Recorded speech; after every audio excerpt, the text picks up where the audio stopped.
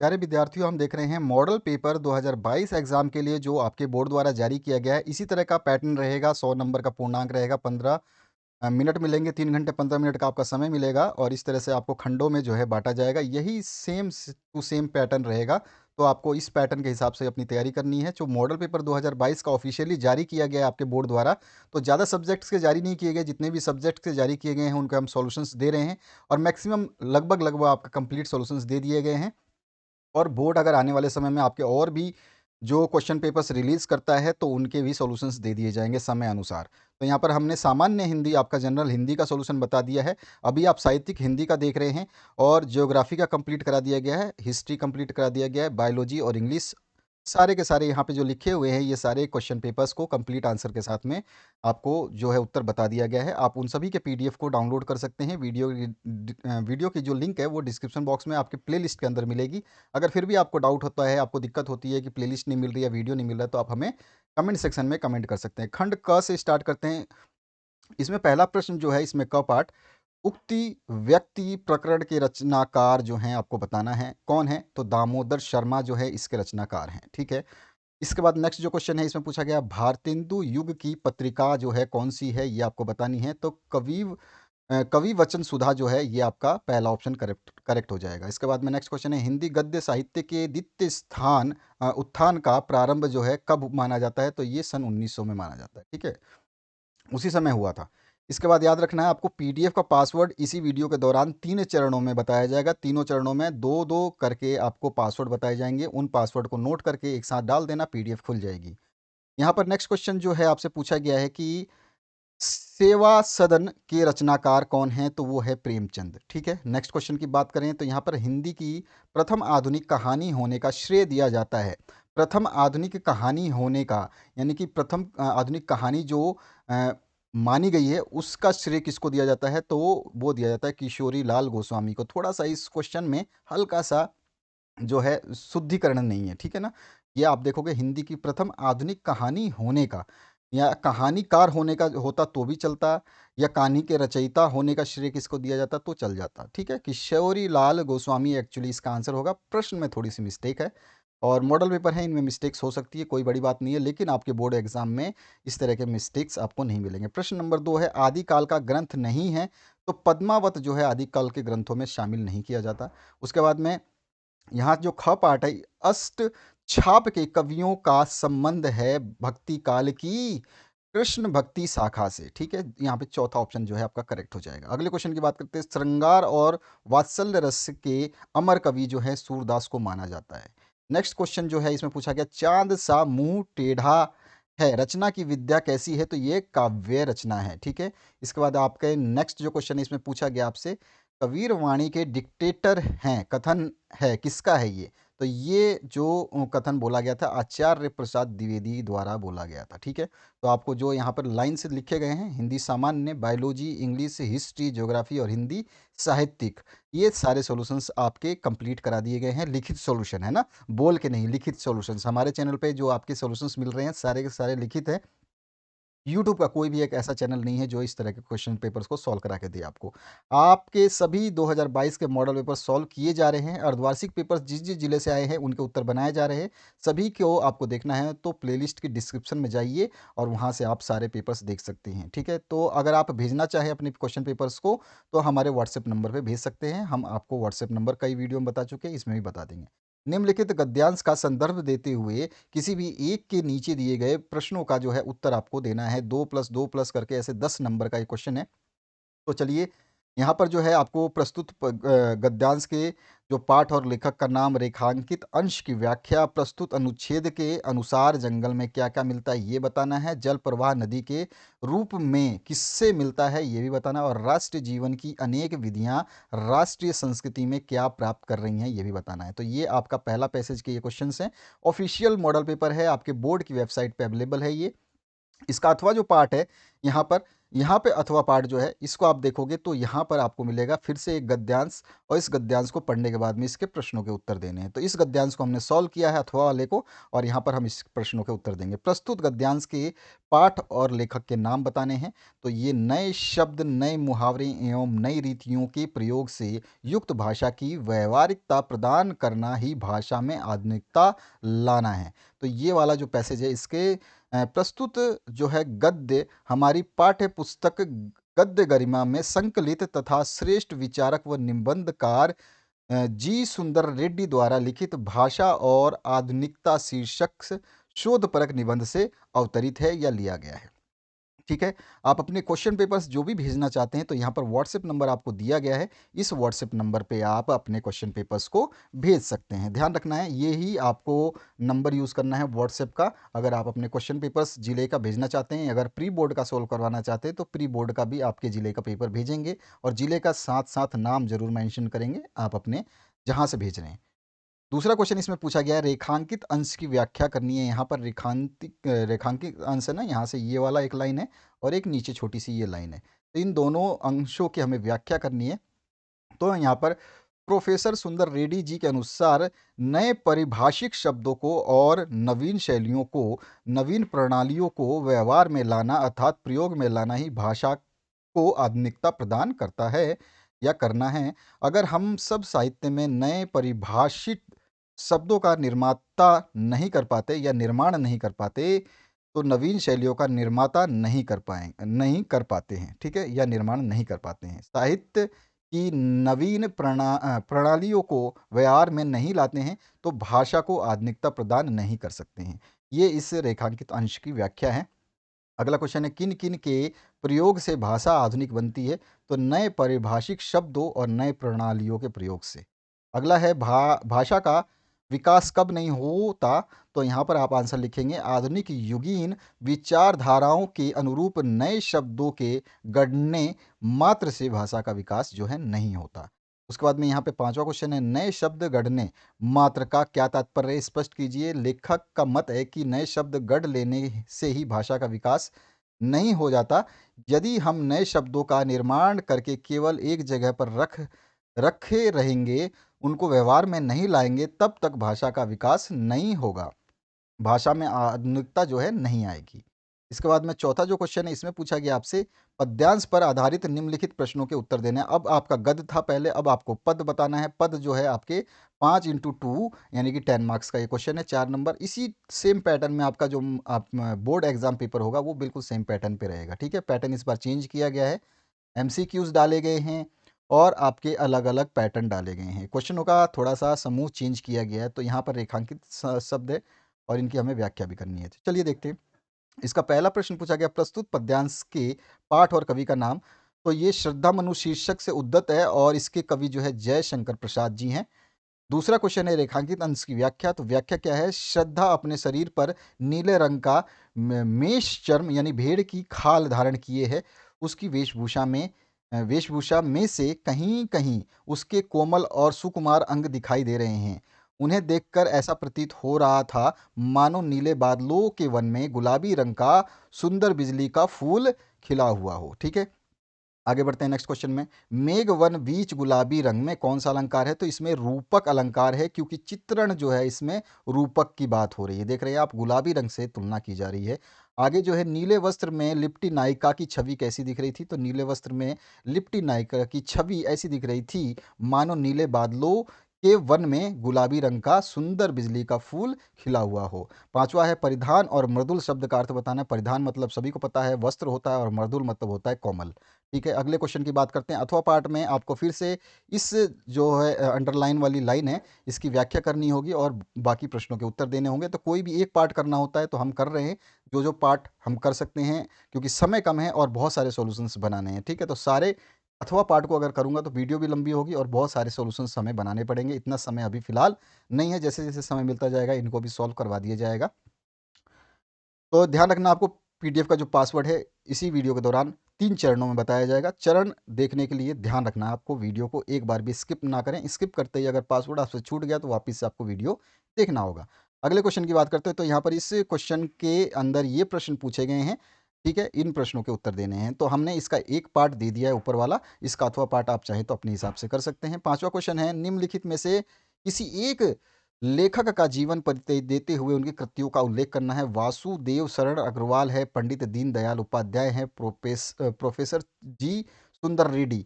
ये प्रोफेसर जी सुंदर रेड्डी 2020 में भी प्रकट हुए थे मेन एग्जाम में, फाइनल एग्जाम में, और इनको हमने इंपॉर्टेंट समझा इसीलिए इसका भी लिखा मैंने। और शरण अग्रवाल का भी हमने यहाँ पे लिख दिया है। तो यहाँ पर पूरा का पूरा आप देख सकते हैं इस तरह से वासुदेव शरण अग्रवाल के बारे में यहाँ पे लिखा गया है कि भारतीय संस्कृति, पुरातत्व और प्राचीन इतिहास के ज्ञाता डॉक्टर वासुदेव शरण अग्रवाल का जन्म सन 1904 ईस्वी में मेरठ के प्रतिष्ठित वैश्य परिवार में हुआ। उनकी उच्च शिक्षा लखनऊ में पूर्ण हुई तथा सेंट्रल एशियन एक्टिविटीज़ म्यूजियम के सुपरिटेंडेंट और भारतीय पुरातत्व विभाग के अध्यक्ष पद पर कार्य इन्होंने बड़ी प्रतिष्ठा से संपादित किया। विभिन्न संस्थाओं और शैक्षिक संस्थानों के उच्च महत्वपूर्ण तथा उत्तरदायित्व वाले पदों पर आसीन होने के साथ साथ ही अग्रवाल जी ने पाली, संस्कृत, अंग्रेजी भाषाओं तथा प्राचीन भारतीय संस्कृति और पुरातत्व का गहन अध्ययन कर विभिन्न ग्रंथों की रचना की। कल्पवृक्ष इसमें पृथ्वी पुत्र, भारत की एकता और मातृभूमि इनकी प्रमुख कृतियां हैं। उन्होंने वैदिक साहित्य, दर्शन, पुराण, महाभारत इत्यादि पर गणवेशात्मक लेख लिखे।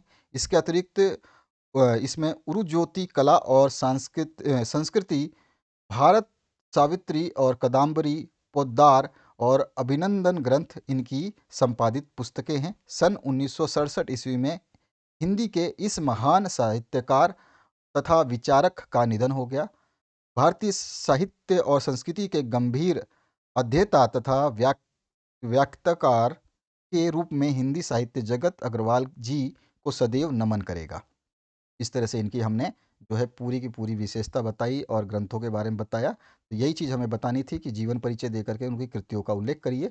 इसके बाद में आपका जो है नेक्स्ट जो 2020 में आया था प्रोफेसर सुंदर रेड्डी, इसको भी मैंने यहाँ पे कर दिया। आप इनको भी देख सकते हैं यहाँ पर, क्वेश्चन नंबर थर्ड जो आपका पार्ट है यहाँ पर। ये तेलुगु के मतलब थे निबंधकार, और काफ़ी इनका नाम रहा अपने आप में, बहुत बड़ी बात है क्योंकि आंध्र प्रदेश में इनका जन्म हुआ था। तो इस तरह से आप इसका लिख सकते हैं। बहुत ही स्पष्ट लैंग्वेज में हमने लिखा है और बहुत ही छोटे चरणों में आपको दिया है ताकि आप लोग आसानी से याद कर पाए। निम्नलिखित में से किसी एक कवि का जीवन परिचय देते हुए उनकी कृतियों का उल्लेख करना है। तो यहाँ पे 4 जो है कवि हैं, इनके किसी एक का आपको उल्लेख करना। हमने जयशंकर प्रसाद को उल्लेखित किया है यहाँ पर। छायावाद के चतुष्टय में से एक जयशंकर प्रसाद का जन्म 30 जनवरी 1889 ईस्वी में काशी के सुंगनी साहू नामक प्रसिद्ध वैश्विक परिवार में हुआ था। तो ये वाला जयशंकर प्रसाद का जो मैंने हिंदी आपका इससे पहले सॉल्व कराया था उसमें भी बताया था, उसमें और इसमें आपको मिल जाएगा। चाहे तो आप वहाँ से भी देख सकते हैं और इसमें भी देख सकते हैं। तो ये पूरा का पूरा आप देख सकते हैं क्वेश्चन का आंसर। तो इस तरह से ये आप इसको उतार लेना, आराम से वीडियो को पॉज करके पढ़ लेना। ये सारी की सारी चीज़ें इसमें लिखी गई हैं। इनकी प्रसाद जी की जो काव्यगत विशेषताओं में झरना, आंसू लहर, स्तनगुप्त, प्रेम पाथिक, कामयानी, चंद्रगुप्त, अजातशत्रु, राज्यश्री, कल्याणी, ये सारे के सारे बहुत इनके फेमस जो है अपनी कलाकृतियाँ हैं, कला हैं और क्या कहते हैं पुस्तकें हैं जो इन्होंने लिखी हैं। तो उसके बारे में आपको बताना था। ठीक है, कृतियाँ। और आगे बढ़ते हैं नेक्स्ट क्वेश्चन की तरफ।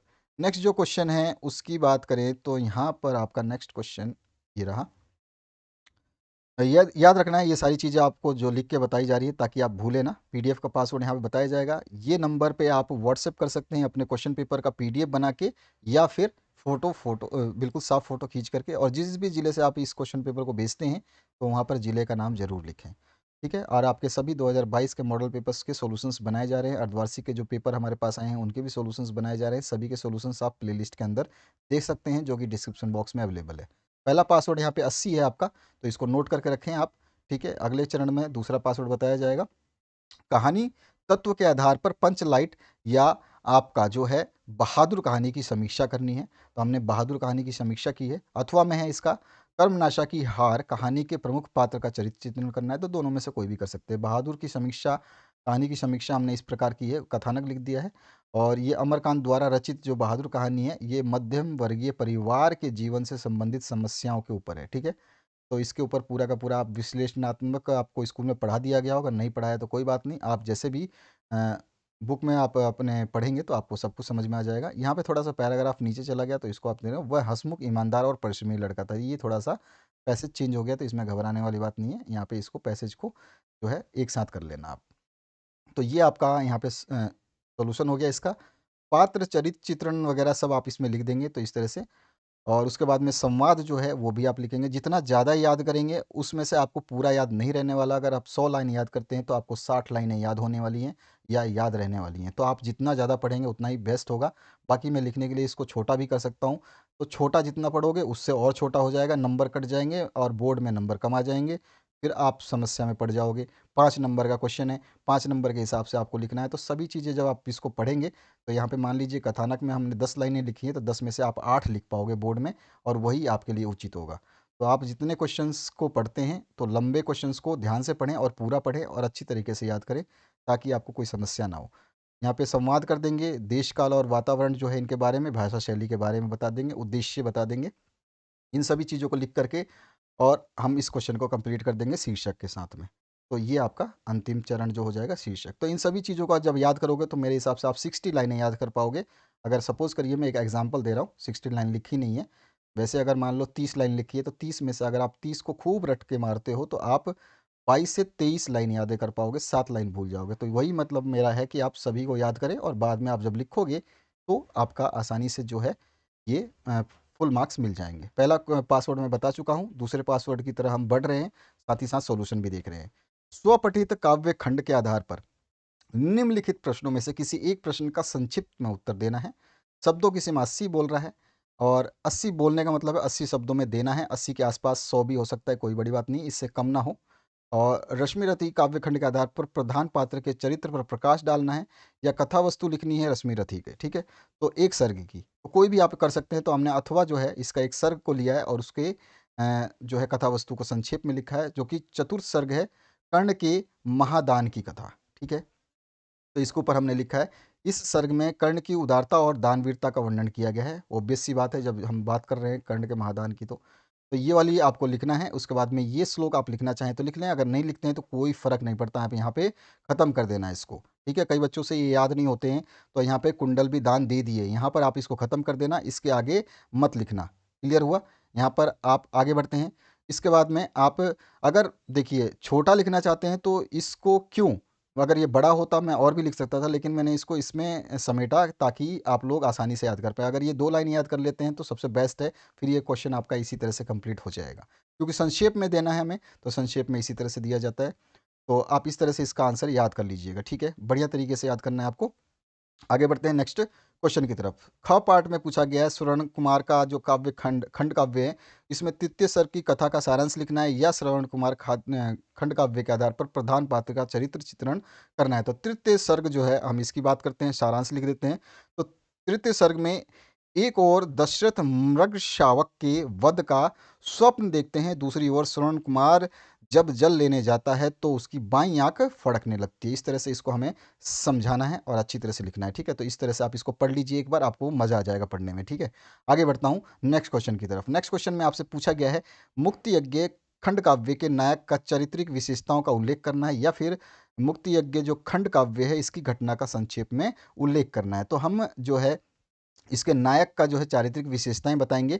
तो इसमें महात्मा गांधी के ऊपर हम सब कुछ बताएंगे, और इसको मैंने हिंदी के दूसरे वाले जो विषय है आपका जिसमें आपका जनरल हिंदी है उसमें भी इसको कराया है, तो उसको ज़रूर पढ़ लेना। आप वहाँ से पढ़ चुके होंगे तो आपको आधा तो याद होगा, आधा यहाँ से याद कर लेंगे। उसमें आप जो उनकी चरित्र की विशेषताएं बताएंगे तो उसमें इनकी सत्य आती है, अहिंसा आती है, आपको पता ही है, दृढ़ प्रतिज्ञ जो है इनका एक खास विशेषता थी, वो चीज़ आ जाएगी। तो ये पहला पॉइंट तो आप सत्य का लिखेंगे जो यहाँ पे लिखा गया है।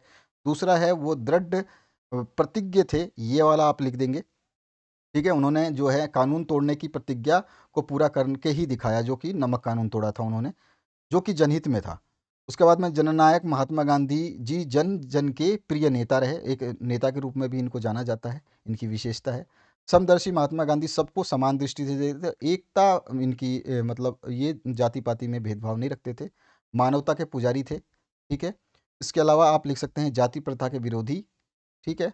और इसके बाद में आप इस तरह से कंप्लीट कर देंगे और लास्ट में लिख देंगे, इस प्रकार मुक्ति यज्ञ के नायक महात्मा गांधी महान लोकनायक, सत्य एवं अहिंसा के पुजारी, निर्भीक, दृढ़ प्रतिज्ञ और साहसी पुरुष के रूप में हमारे सामने आते हैं। कवि ने उसमें सभी लोक कल्याणकारी गुणों का समावेश किया है।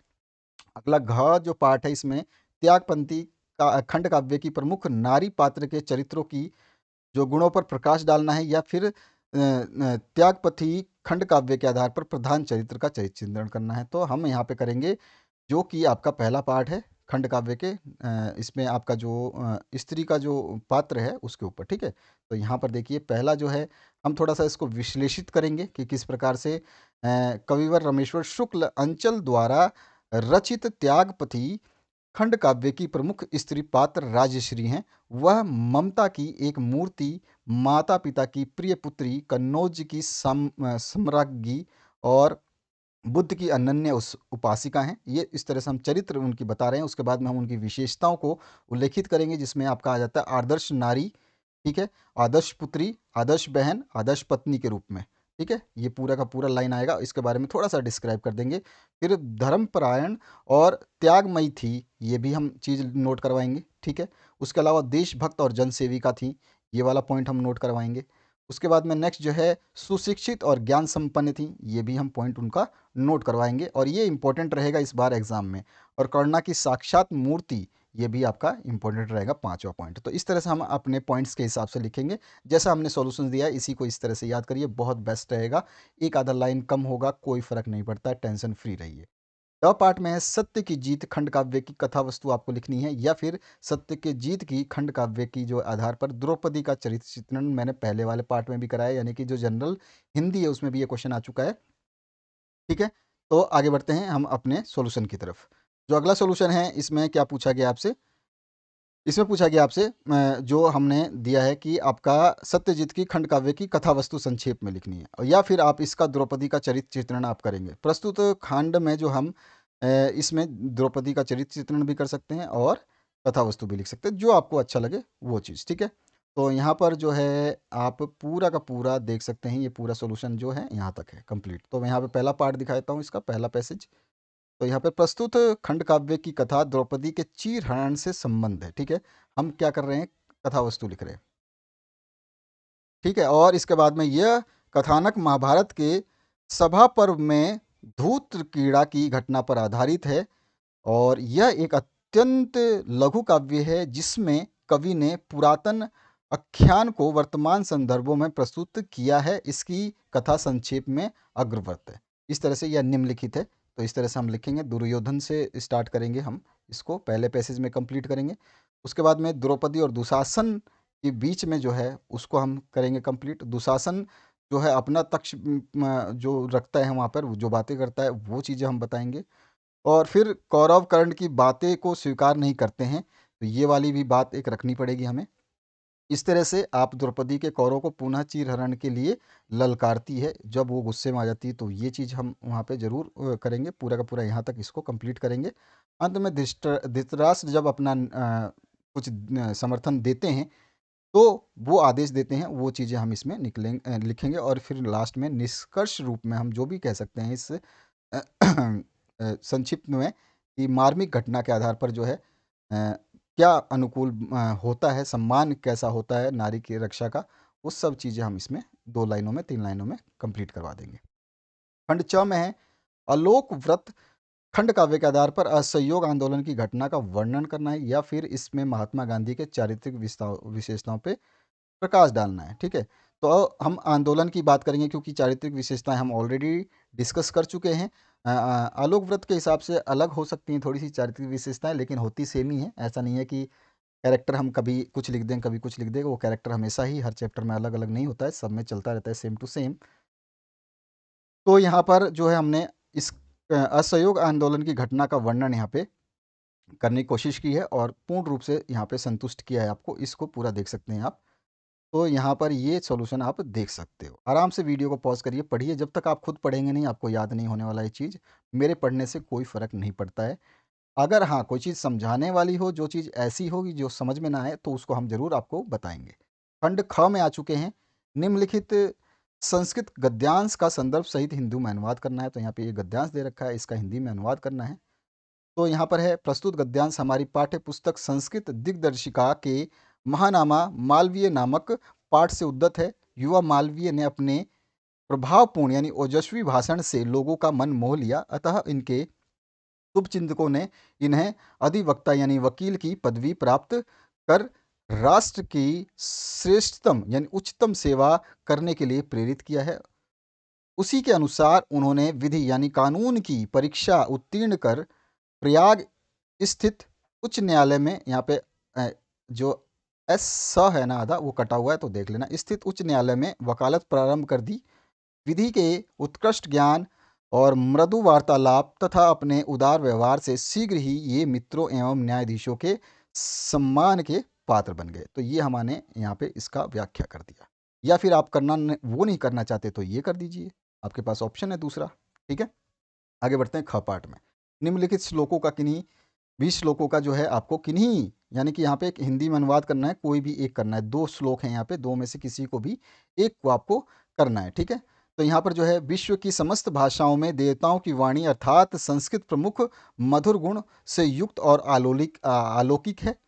उसके बाद में आपका जो है यहाँ पे दिया गया, इसलिए उसका काव्य भी मधुर है, उससे भी मधुर उसके सुंदर उपदेश परक वचन अर्थात सुभाषित हैं। तात्पर्य यह है कि संस्कृत भाषा सर्वविधि विद गुणों से युक्त है। ठीक है, ये चीज़ यहाँ पे बताई गई है। इसका आपको इसका दिया गया आंसर। ठीक है, आप चाहें तो ऊपर वाले का भी दे सकते हैं।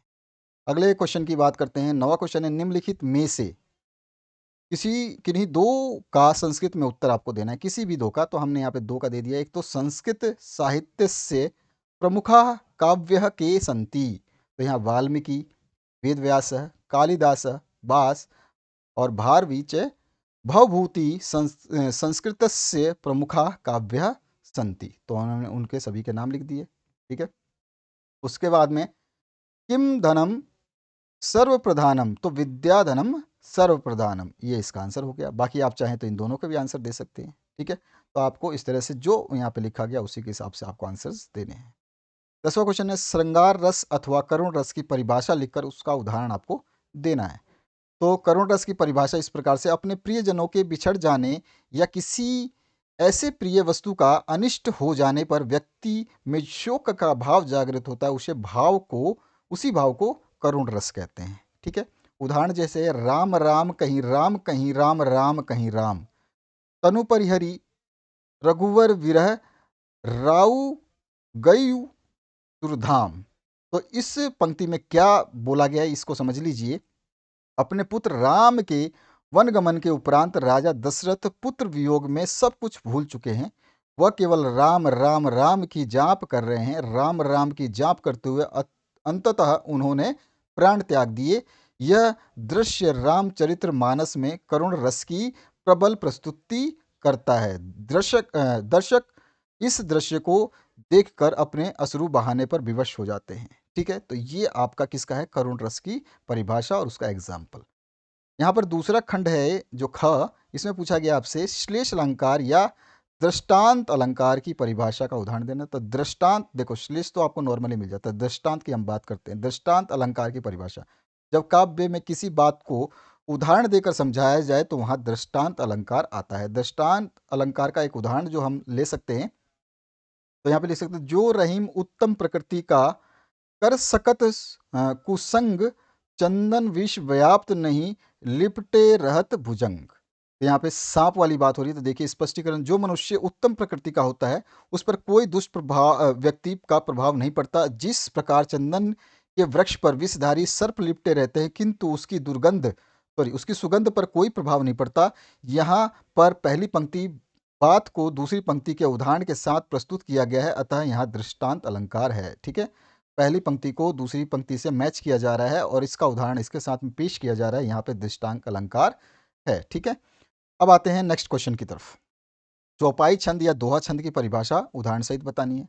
तो दोहा छंद क्या होता है, इस दोहे में 4 चरण होते हैं। पहले और तीसरे चरण में 13-13 मात्राएं और दूसरे और चौथे चरण में 11-11 मात्राएं होती हैं। चरण के अंत में यति होती है। इसके पहले और तीसरे चरणों के आदि में जगड़ नहीं होना चाहिए। दूसरे और चौथे चरण के अंत में एक लघु अवश्य होना चाहिए। विशेष दोहा भी बरवे के समान दो दलों में लिखा जाता है। जैसे दोहा छंद का उदाहरण देखें तो मेरी भव बाधा हरो राधा नगरी सोय, जातन की सोई परे श्याम हरित तुति होए। तो यहाँ पर हमने देखिए इस तरह का हमने इसको कंप्लीट किया। तो इस तरह से स्पष्टीकरण में अगर मेरी भव बाधा हरो राधा नगरी सोए, तो इस तो हम इसमें मात्राओं का विश्लेषण कर रहे हैं। तो यहाँ पे 13 + 11 टोटल 24 मात्राएं आ रही हैं। ठीक है, तो यही चीज़ यहाँ पे बताई गई है कि इस चरण में कितनी मात्राएं होती है, दूसरे चरण में कितनी है। तो पहले वाले में बोल रहा है 13 मात्राएं और दूसरे चरण में 11 मात्राएं होती हैं। तो ठीक है, 13 और 11 24 हो गए, टोटल मिला के मात्राएं हो गई 24। यहाँ पर पहले तीसरे में 13 और तथा दूसरे और चौथे में 11 मात्राएं, अतः ये दोहा छंद है। और आपका दूसरा जो पासवर्ड है वो 24 ही है। ठीक है, तो पासवर्ड नंबर 2 आपको मिल चुका है। तीसरे चरण का पासवर्ड हम आगे देखेंगे। यहाँ पर है प्रश्न नंबर 11, निम्नलिखित में से किसी एक विषय पर निबंध लिखना आपकी मर्जी है, चाहे कोई सा भी निबंध आप लिख सकते हैं। हमने सर्वधर्म संभाव पर लिखा है। ठीक है, ये वाला थोड़ा सा अलग था इसलिए लिखा। इसकी प्रस्तावना डालेंगे। ठीक है, प्रस्तावना में बहुत ज़रूरी होता है प्रस्तावना को समझाना, उसी से नंबर आपका एग्जामिनर समझ जाता है कि हाँ भैया लड़के ने कितना पढ़ा है। संसार में जब से मनुष्य ने होश संभाला है तभी से कुछ अलौकिक और अति मानवीय शक्तियों में उसका विश्वास रहा है। उसने इस शक्ति को ईश्वर का नाम दिया है, ईश्वर की शक्ति को चुनौती से परे माना है तथा उसे इस विश्व का नियता कहा है। इस विषयों से संबंधित विचार ही धर्म है और धर्म मनुष्य का संबंध बहुत ही गहरा पुराना है। यहाँ पे बहत नहीं है, ये बहुत है। यहाँ पे मिस्टेक हो सकती है स्पेलिंग की, आपको देख लेना है। इसमें बाद में संसार में प्रचलित धर्मों की बात थोड़ी सी हम समझा सकते हैं। उसके बाद सच्चे धर्म की लक्षण को बता देंगे। उसके बाद में नेक्स्ट जो है धार्मिक इस आप इस पैसेज को कोई देखना चाहे पढ़ना चाहे तो एक बार पढ़ लीजिएगा। उसके बाद में धार्मिक उन्माद बता देंगे और सर्वधर्म समभाव बता देंगे। ठीक है, ये पहले धार्मिक उन्माद बता देंगे, उसके बाद में सर्वधर्म समभाव बताएंगे। ठीक है, और लास्ट में उपसंहार जो हम 2 लाइनों में कंप्लीट कर देंगे। ये हमारा निबंध हो गया, 1 नंबर भी नहीं कटने वाले। ठीक है, यहाँ पे आगे बढ़ते हैं नेक्स्ट क्वेश्चन की तरफ। यहाँ पर ध्यान रखिएगा, सामान्य Hindi, biology, English, history, geography, Hindi साहित्य, ये सारे क्वेश्चन पेपर्स आपके अभी तक सॉल्व करवा दिए गए हैं। अभी बोर्ड ने इसके अलावा ज़्यादा मॉडल पेपर जारी नहीं किए हैं। जैसे ही बोर्ड इनके अलावा मॉडल पेपर जारी करेगा उनको भी सॉल्व किया जाएगा। चिंता करने की आवश्यकता कतई भी नहीं है। आपके जितने भी अर्धवार्षिक पेपर, बोर्ड पेपर जो हो रहे हैं या फिर आपके प्री बोर्ड एग्जाम पेपर हो रहे हैं, उन सभी के भी सॉल्यूशंस हम करवाएंगे। उनको भेज सकते हैं, मैंने व्हाट्सएप नंबर आपको बता दिया है वीडियो के दौरान और आगे भी बता दूंगा। प्लेलिस्ट डिस्क्रिप्शन बॉक्स में है, इन सभी को आप देख सकते हैं उनके अंदर। अगर नहीं मिलती है तो आप हमें कमेंट सेक्शन में कमेंट करिए, आपको जो है उसकी लिंक दे दी जाएगी। प्रश्न नंबर 12 है, पहला क्वेश्चन, पावकः का संधि विच्छेद होगा। तो हमें संधि विच्छेद करना है पावकः का, तो इसका होता है प प्लस अकः। ऑप्शन इसमें करेक्ट हो जाएगा। अगले क्वेश्चन की बात करते हैं, इसमें प्रेजते का संधि विच्छेद करना है तो प्र प्लस एजते होगा। ऑप्शन इसमें करेक्ट हो जाएगा। अगले क्वेश्चन की बात करते हैं, पुस्तकालय में संधि कौन सी है, तो स्वर संधि है इसके अंदर। बी ऑप्शन इसमें करेक्ट हो जाएगा। नेक्स्ट क्वेश्चन की बात करते हैं, निम्नलिखित में से किसी एक का विग्रह कर उसके समास का नाम लिखना है। तो दशानन लिखना है और कृष्ण सर्पः लिखना है। तो दशम आनम यस्य सह, यानी कि 10 सिर जिसके हैं, तो इसमें कौन सा आ रहा है, बहुब्रीहि समास। और कृष्ण इव सर्पः, इसका जो है हम क्या कर रहे हैं, समास का विग्रह कर रहे हैं। ठीक है, तो कृष्ण इव सर्पः, इसमें कौन सा समास है, कर्मधारय समास। ठीक है, तो यहाँ पे हमने दोनों के आंसर बता दिए आपको। इसके बाद आते हैं, आपका थर्ड वाला बताना चाहें तो इसका भी बता सकते हैं। बाकी आपको केवल करने क्या है, केवल एक करने हैं। हमने कितने करे हैं, 2 कर दिए। ठीक है, तीनों में से कोई भी आपको एक का विग्रह करके समास का नाम लिखना है। अगला जो क्वेश्चन है, आत्मन शब्द का द्वितीय बहुवचन जो रूप है वो पूछा गया, तो आत्मनः हो जाएगा, ऑप्शन इसमें करेक्ट हो जाएगा। इसका दूसरा पार्ट जो है इसमें पूछा गया है, नामन शब्द चतुर्थी विभक्ति के बहुवचन का रूप जो है आपको लिखना है, तो इसका नामभ्यः हो जाएगा। यहाँ पे इसका आंसर लिखा हुआ है, ध्यान रखना है आपको, नामभ्यः। ठीक है, केवल इतना। उसके बाद में नेक्स्ट जो क्वेश्चन है उसकी बात करते हैं। ख पार्ट में पहला क्वेश्चन है, स्था धातु लोट लकार मध्यम पुरुष एक वचन का रूप जो है आपको बताना है, तो इसका हो जाएगा तिष्ठ। बी ऑप्शन इसमें करेक्ट हो जाएगा। अगले क्वेश्चन की बात करते हैं। अगला जो क्वेश्चन है इसमें पूछा गया है, प्युताम अथवा नित्वा का धातु लकार पुरुष तथा वचन लिखना है, तो इसमें पा तो धातु है, ठीक है, लोट लकार है, प्रथम पुरुष है और द्विवचन का रूप है। ये आपका आंसर हो गया इस क्वेश्चन का। अगले क्वेश्चन की बात करते हैं। ग पाठ का पहला जो प्रश्न है इसमें पूछा गया, निम्नलिखित में से किसी एक शब्द के धातु एवं प्रत्यय का योग स्पष्ट कीजिए। तो कृत का जो है इसमें धातु क्या है, क्र है, ठीक है, ध्यान रखना, मैं जो बोल रहा हूँ उसको समझना। धातु क्र है और प्रत्यय इसमें अ, उक्त है, ठीक है। और यहाँ पे गतः में जो धातु है आपका गम है, और यहाँ पे कत जो है ये आपका क्या है, प्रत्यय है, ठीक है। तो धातु क्या है आपका गम है, और प्रत्यय क्या है, ये है। और यहाँ पर दत्वा में जो है धातु आपका दा है, और कत्वा जो है आपका प्रत्यय है। तो हमने अलग अलग लिख दिया, एक तरफ धातु एक तरफ प्रत्यय। पहले में हमने दोनों चीज़ लिख के बताया आपको, और नीचे आप इसी तरह से इसका धातु लिखेंगे गम, और इसका धातु लिखेंगे दा, ठीक है। इसमें प्रत्यय लिखेंगे तक, कत, और यहाँ पे कत्वा, ठीक है। अब आगे बढ़ते हैं इसके दूसरे पार्ट में, ग का दूसरा पार्ट। निम्नलिखित में से किसी एक शब्द का प्रत्यय लिखना है आपको। तो प्रभुता शब्द क्या है, इसमें शब्द है प्रभु, और प्रत्यय क्या है, तल, ठीक है। इसके बाद में नेक्स्ट जो क्वेश्चन है, इसमें पूछा गया रूपवती। इसमें जो आपका शब्द है वो है रूप, और प्रत्यय क्या है, वतूप, क्लियर। और उसके बाद में गुणवान का जो है यहाँ पे शब्द जो है गुरु, और वतूप जो है इसका प्रत्यय है। तो हम तीनों के प्रत्यय बता चुके हैं, लिखना था केवल आपको एक। याद रखना है, जैसे शब्द है तो शब्द आगे वाला है, प्रत्यय पीछे वाला है, जो यहाँ पे अलग अलग लिखा गया है। समय नहीं था इतना कि ये हर जगह मैं शब्द लिखूं, प्रत्यय लिखूं, यहाँ पर मैं धातु लिखूं, फिर यहाँ प्रत्यय लिखूं। हमें समय की कमी की वजह से जैसे जैसे सोल्यूशन लेकिन कंप्लीट दिए जाते हैं, सोल्यूशन लिखित रूप से दिए जाते हैं, ताकि आप लोगों को कभी दिक्कत ना हो। घ पाठ में आ चुके हैं हम। रेखांकित पदों में से किसी एक पद में प्रयुक्त विभक्ति तथा संबंधित नियम का उल्लेख करना है। एक एक नंबर के दो प्रश्न हैं, हम तीनों की बात करेंगे। पुत्रेण सह, तो यहाँ पर वाक्य में सह या उसके अर्थवाची शब्द होने पर अप्रधानकर्ता में तृतीय विभक्ति होती है, ये हमने इसका उल्लेख कर दिया, ठीक है। ग्रामम अभीतः वृक्षा संति, तो अभीत के साथ हमेशा द्वितीय विभक्ति का ही प्रयोग होता है, यह हमने इसका संबंधित नियम लिख दिया। और कृष्णाय नमः में नमः जो नमस्कार है, इसमें अव्यव के साथ चतुर्थी विभक्ति ही प्रयुक्त होती है, ये इसका नियम हमने लिख दिया, ठीक है। तो तीनों पार्ट को मैंने करा दिया। चौथा जो क्वेश्चन है इसकी बात करते हैं। इसमें चौथे प्रश्न में आपसे एक पूछा गया है, ध्यान रखना है। निम्नलिखित में से किन्हीं दो का संस्कृत में अनुवाद करना है। तुम दोनों जाते हो युवाम गच्छतः, तो ये आपका पहले का अनुवाद हो जाएगा। गांव के चारों ओर वृक्ष हैं, तो ग्राम परितः वृक्षाः सन्ति, तो ये आपका दूसरे का अनुवाद हो जाएगा। बाकी आप तीनों ये भी कर सकते हैं, आपकी मर्जी। केवल दो करने थे तो मैंने दो आपको बता दिए। अगला जो लास्ट पासवर्ड था उसको नोट करिएगा, तो वो है आपका 45, ठीक है। तो 45 इज द लास्ट पासवर्ड। ये आपको 3 चरणों में मैंने पासवर्ड बताए हैं, सभी को मिला करके डाल देना। आपका हिंदी का जो है पीडीएफ, ये जो अभी आपने देखा सॉल्यूशन के साथ में, ये कंप्लीट आपके हाथों में होगा, आपके स्क्रीन पे होगा। वीडियो देखने की उसके बाद आवश्यकता नहीं पड़ेगी, लेकिन इसके लिए आपको पूरा वीडियो देखना था, और आपने मेरे हिसाब से देख लिया होगा। और बाकी चैनल का नाम आप जानते हैं, अपने दोस्तों के साथ शेयर ज़रूर करिए वीडियो को, चैनल को।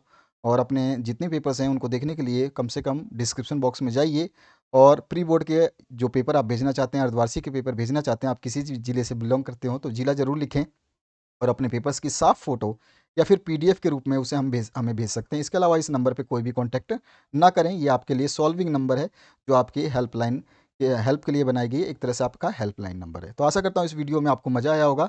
इस वीडियो को देखने के लिए आपका बहुत बहुत धन्यवाद। Thank you very much, have a good day.